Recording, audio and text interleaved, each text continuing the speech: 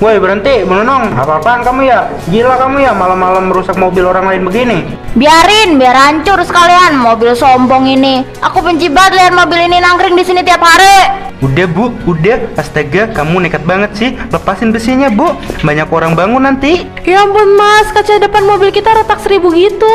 Tega banget kamu ya Bu Nunung. Hati kamu terbuat dari apa sih? Kok jahat banget sama tetangga sendiri? Lepasin aku, Pak! Jangan ikut campur, mereka ini sengaja beli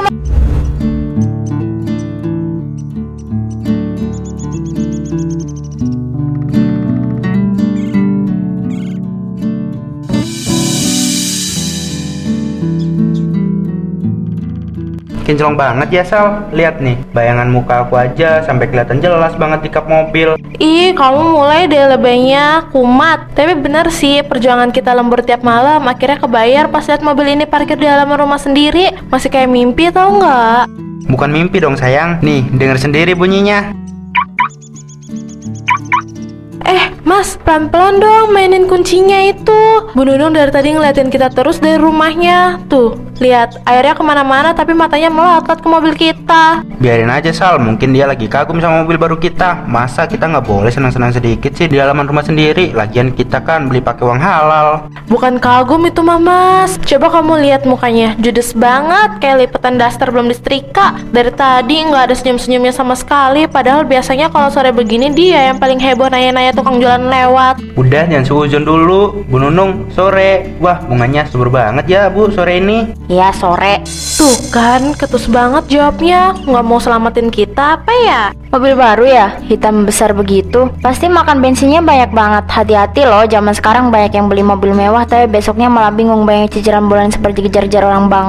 Ah enggak kok Bu, alhamdulillah ini hasil tabungan kami sendiri selama beberapa tahun. Jadi nggak ada cicilan Bang. Oh, syukurlah kalau begitu. Soalnya aneh aja, kalian kan belum lama tinggal di komplek ini. Tapi kok tiba-tiba bisa langsung punya mobil semahal itu? Ya udah ya, aku mau masuk dulu. Mau siap-siap buat belanja sayur besok pagi di tempat BRT.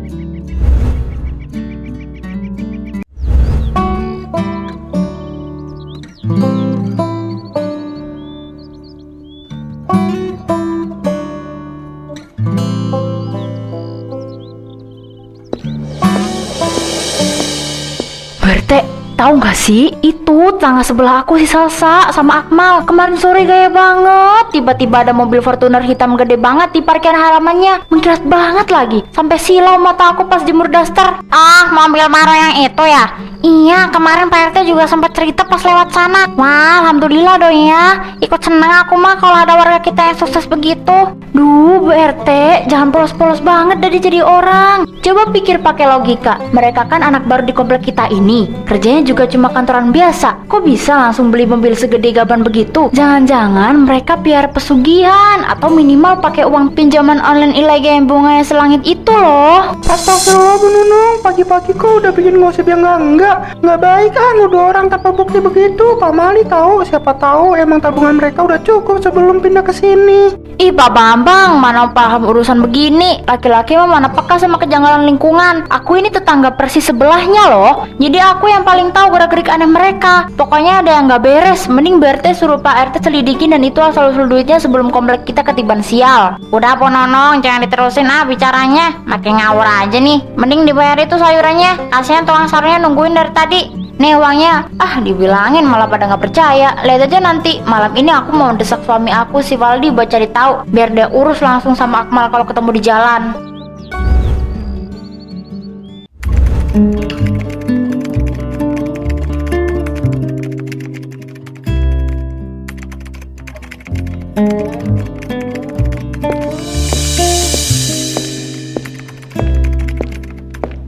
Pusing aku Bu, laporan keuangan bulan ini merah semua. Tagihan utang dari vendor, bahan baku juga udah numpuk begini. Mana belum ada proyek baru yang tembus lagi. Ya ampun Pak, kok bisa sampai begini sih usaha kamu? Malu tahu aku sama tetangga. Kamu tahu nggak sih, Akmal sama Salsa di sebelah rumah kita malah baru aja pamer mobil Fortuner hitam baru yang harganya selangit itu.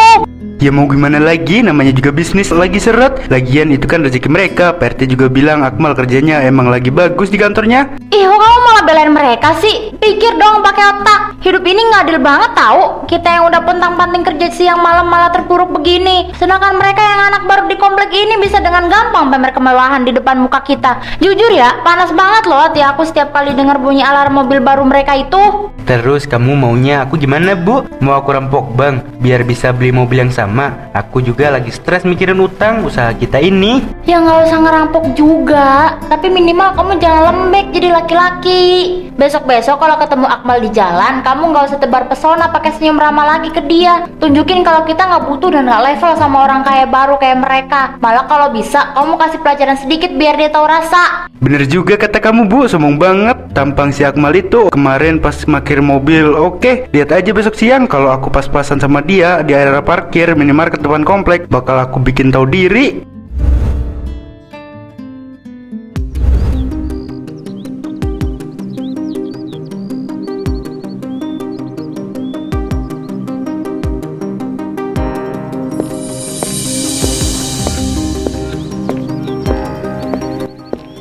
Pak Faldi, kebetulan banget ketemu di sini. Lagi mau belanja bulanan juga ya, Pak? Sialan, malah ketemu orang ini lagi di sini. Cuacanya lagi panas banget ya, Pak. Ini saya baru beli minuman dingin di dalam. Mau sekalian titip buat Ibu Nunung di rumah nggak, Pak?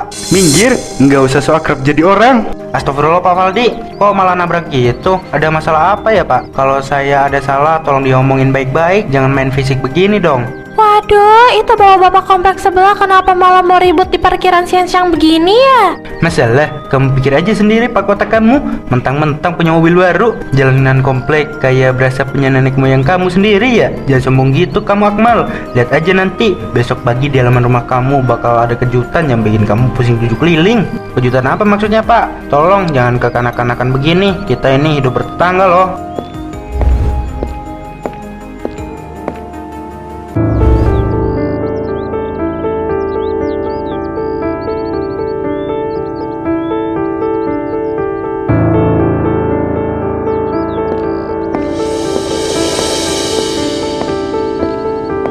Mas Akmal, cepat keluar sini sebentar. Lihat nih kelakuan orang kurang kerjaan. Halaman kita jadi kayak TPA. Astagfirullahaladzim, kok bisa banyak sampah begini Sal? Ini kan ada kulit pisang dedaunan kering sampai plastik bekas mie instan segala ditumpuk di ban mobil. Ya mana aku tahu mas. Pas aku mau nyiram tanaman tadi, pemandangan menjijikan ini udah mengelilingi ban mobil kita. Ini mah jelas banget sengaja dibuang ke sini, bukan karena ditiup angin. Parah banget sih ini namanya. Kemarin siang pas di minimarket, Pak Faldi emang sempat mengancam aku bakal ada kejutan di halaman rumah pagi ini. Tapi aku nggak nyangka kejutannya serendah ini. Tuh mas, coba kamu lihat ke jendela atas rumah Bu Nunung. Itu gordennya barusan bergerak sedikit, kayak ada orang yang lagi ngintip kita sambil ketawa di sana. Pasti ulah mereka berdua tuh. Sialan, kok jadi main teror begini sih? Kita nggak bisa diem aja kalau udah nyangkut kebersihan dan keamanan barang kita sendiri Sal. Bener mas, kita harus minta pertanggungjawaban. Jangan sampai mereka makin ngelunjak ke depannya. Lebih baik kamu sekarang langsung seret masalah ini ke pos satpam kompleks sore nanti biar mereka kapok.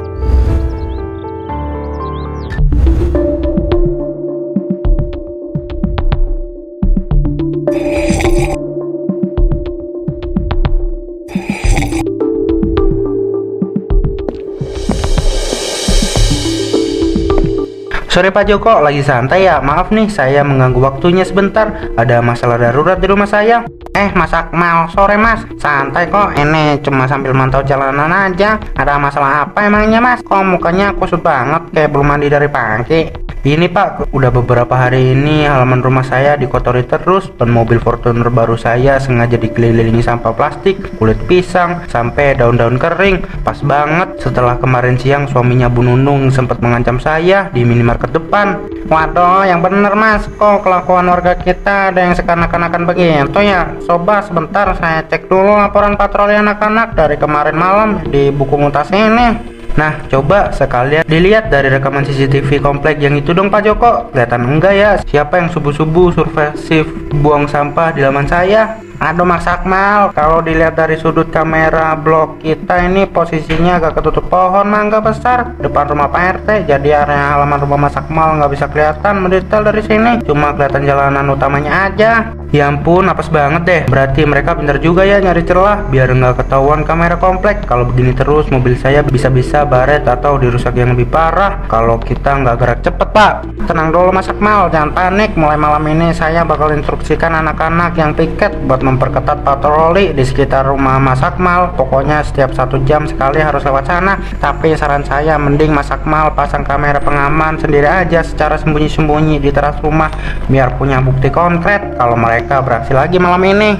Ide bagus itu Pak Joko. Kebetulan saya punya kamera pengaman portable di gudang. Habis ini langsung saya pasang tersembunyi di sudut teras kamar biar ketahuan semuanya malam ini lewat aplikasi ponsel.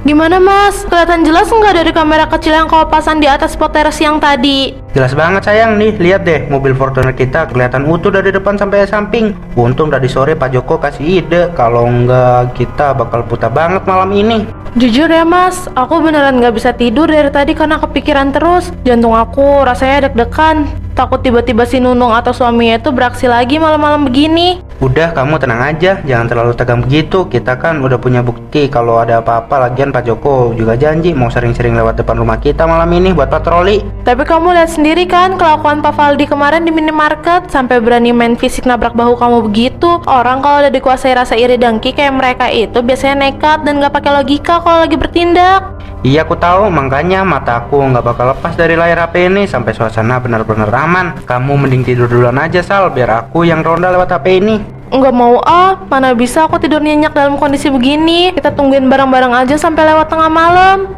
Sal, tunggu sebentar. Coba kalau melihat dari sudut kiri layar ini deh. Itu ada bayangan orang jalan mengendap-endap keluar dari pagar rumah sebelah sambil membawa sesuatu yang panjang. Astaga mas, itu kan Bu Nunung. Dia bawa besi panjang mau ngapain karena mobil kita tengah malam begini. Cepet mas, kita harus keluar sekarang sebelum terlambat.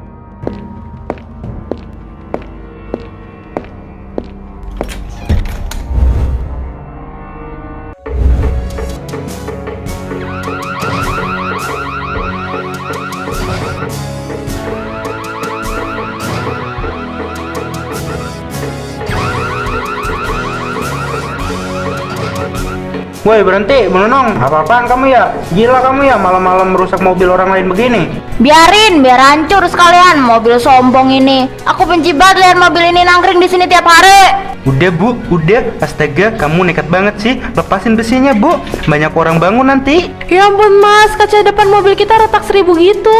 Tega banget kamu ya Bu Nunung. Hati kamu terbuat dari apa sih? Kok jahat banget sama tetangga sendiri? Lepasin aku, Pak! Jangan ikut campur. Mereka ini sengaja beli mobil baru cuma buat pamer ke kita yang kesusahan biar mereka tahu rasa sekarang.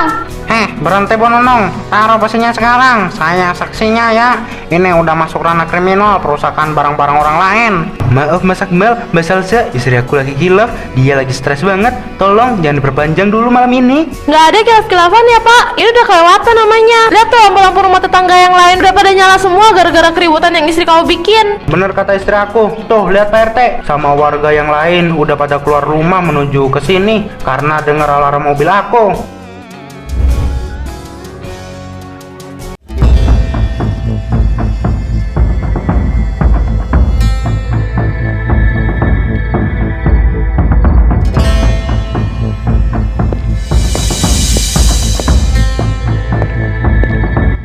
Astagfirullahaladzim, ada apa ini ribut-ribut tengah malam begini? Bu Nunung, kenapa tangan kamu memegang besi begitu di depan mobil Pak Akmal? Biar seluruh komplek tahu ya, PRT, mereka ini sengaja beli mobil Fortuner hitam baru. Gede ini cuma buat menginjak-injak harga diri aku sama suami aku. Mereka tahu bisnis suami aku lagi hancur, makanya mereka pamer tiap hari lewat depan rumah. Jaga ya mulut kamu Bu Nunung. Kamu itu iri dengki aja yang dipiara. Kami beli mobil ini pakai walasi keringat kami sendiri, kerja lembur sampai pagi, nggak ada urusannya sama urusan bisnis kamu yang bangkrut itu. Ya ampun Bu Nunung, tega banget ya kamu kayak merusak barang orang lain begitu. Itu kaca depan mobilnya sampai retak 1000 begitu loh. Modal iri doang kok sampai merugikan orang lain. Bener-bener keterlaluan ini mah. Gosip yang kemarin pagi di tukang sayur ternyata beneran dilampiaskan pakai kekerasan malam ini. Udah Bu, diem. Kamu makin bikin kita malu di depan semua warga komplek, tau nggak? Tolong maafin istri aku semuanya. Nggak ada maaf buat perusak kayak dia, Pak Valdi. Malam ini juga, detik ini juga, aku bakal telepon kantor polisi biar istri kamu diseret ke penjara dan membusuk di sana. Tenang dulu semuanya, tolong jangan pakai emosi dulu. Mbak Salsa, tahan dulu telepon polisinya. Daripada kita ribut di jalanan dan bikin malu nama kebaik komplek ini, mending kita semua sekarang pindah ke ruangan rapat balai warga buat mediasi darurat.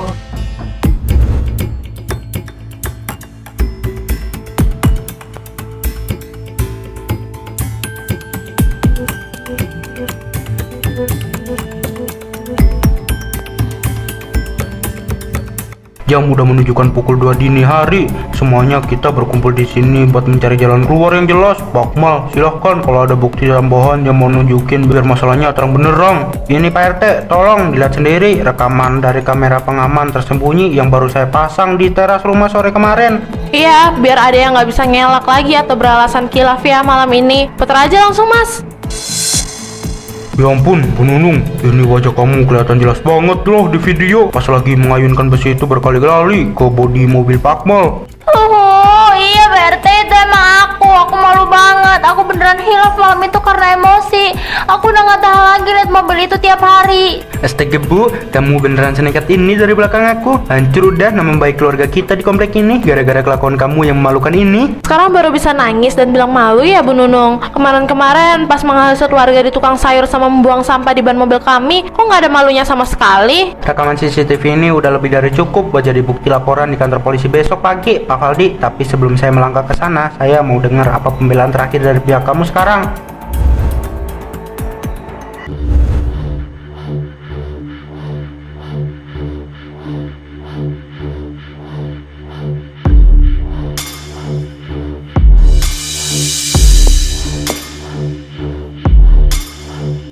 Mas Akmal, Mbak Salsa, aku mohon dengan sangat tolong maafin kelakuan istri aku. Jangan bawa-bawa masalah ini ke kantor polisi. Aku mohon. Kalau Bu Nunung sampai masuk penjara, hancur udah masa depan keluarga kami yang udah terpuruk begini. Astaga Pak Valdi, jangan begini Pak. Ayo bangun dulu, nggak enak dilihat sama Pak RT. Kita bicarakan ini baik-baik sambil duduk. Jangan bersujud begini.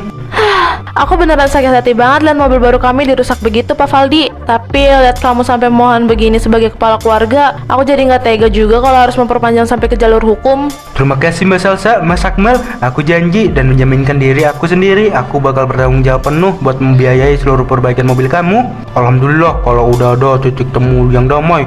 Ini saya udah buatkan surat perjanjian di atas materai. Isinya menyatakan kalau pihak Pak Valdi wajib melunasi semua nominal yang tertera di dokumen estimasi biaya perbaikan dari bengkel resmi besok siang. Silahkan ditandatangani dulu. Iya Pak RT, Mas Akmal, Mbak Salsa, aku beneran minta maaf ya udah jahat sama kalian. Aku menyesal. Ya Bu Nunung, kami maafin. Yang penting urusan perbaikan mobilnya harus beres ya Pak Valdi, biar besok siang mobilnya bisa langsung kita bawa bareng-bareng ke bengkel.